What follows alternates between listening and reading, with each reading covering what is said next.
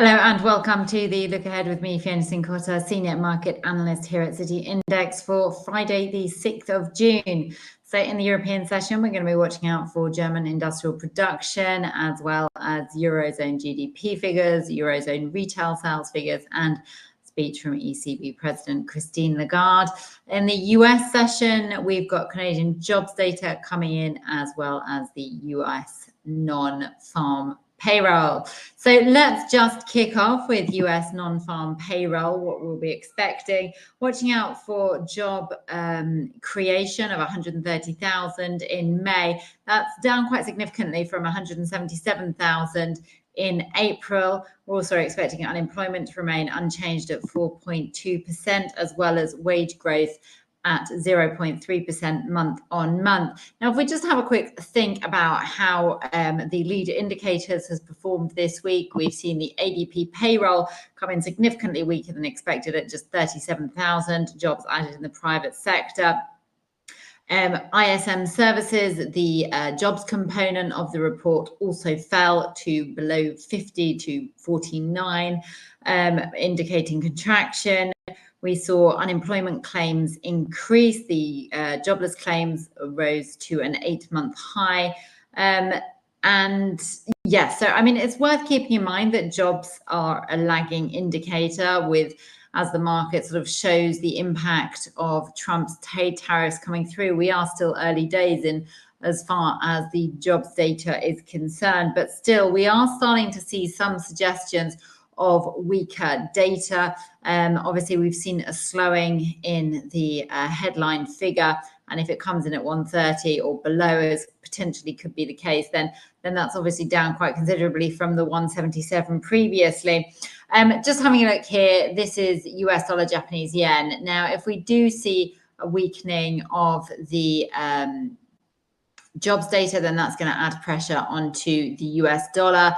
We have obviously seen some progress in a phone call between President Trump and Chinese President Xi Jinping.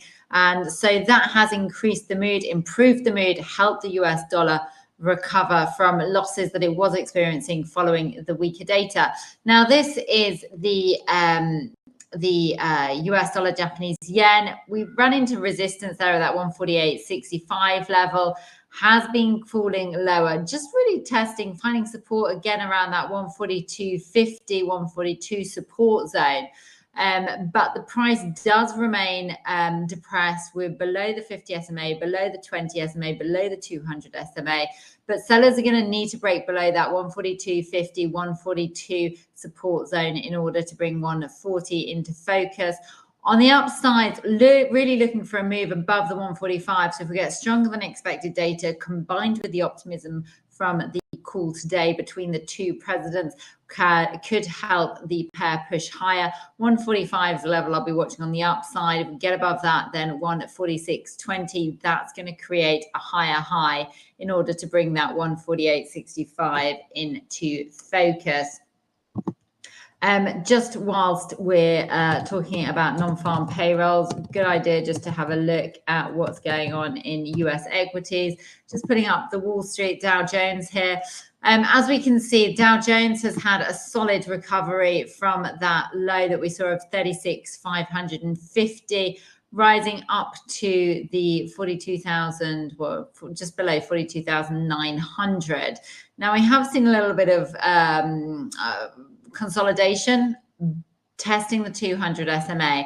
If we get stronger than expected data, then we could see a push up towards that 42,900 level. Rise above there would create a higher high. If we do get weak data, then we could see that we see the price fall back towards the 41,800 level. That's the low here. It's the June low. A break below there would create a lower low again. So we're looking at the data, but also looking for any developments surrounding trade as well in light of the phone call.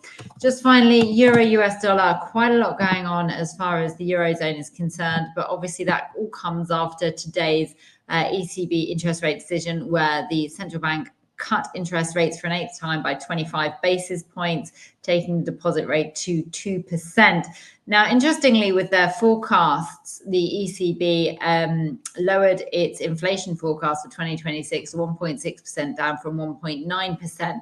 Now, that was quite significant. It does raise the risk of undershooting in the inflation target of 2%, meaning potentially there could be more cuts. We also saw the growth forecast was downgraded to 1.1%. Now, attention is going to be on German industrial production, which is expected to fall 1% after rising 3% in the previous month. Retail sales are expected to rise 0.1% after falling 0.1%. So again, remaining pretty weak and fairly stagnant. Q1 GDP, we did see that coming stronger than expected at 0.3, expecting for an upward revision to 0.4, but these are likely to be one-off moves that have come about as a result of the Trump trade tariffs or concerns over tariffs, which has encouraged firms to sort of export to the US early. So if we do get an upward revision, that will be encouraging. But as I said, wouldn't read too much into it, because if these trade tariffs go ahead as the time ticks down, then we could see ongoing weak growth and weak inflation in the region. If we're looking for weak data, then just be careful on the downside of that 114 level. Below the 114, we've got 112.80. And then below that, we've got the 112 level to create a lower low. On the upside, 115, that's the level, pretty much touched that today. If we get strong data, better than expected data, or raised concerns over the outlook for the US economy, so weak non-farm payrolls, and then we could see a push above that 115 level towards the 115.75. So I hope that you like everything that we've discussed. And if you have, then please do give this video a like. And for more videos like this, then please do subscribe.